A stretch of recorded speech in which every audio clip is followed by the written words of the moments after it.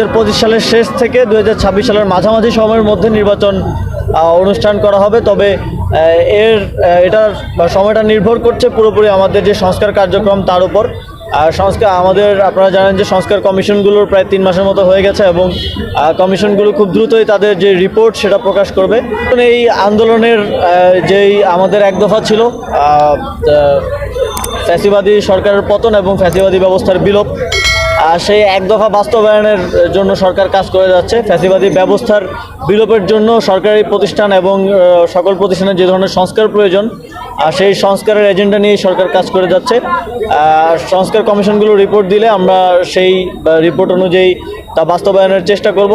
তবে নির্বাচন নিয়ে যে অধৈর্য হয়ে যাওয়া সেটা অবশ্যই সংস্কার কার্যক্রম যেটা চলছে সরকারের সেটাকে কিছুটা ব্যাহত করছে এবং সেখানে এক ধরনের বাধার সৃষ্টি করছে। আমরা আহ্বান জানাবো যে রাজনৈতিক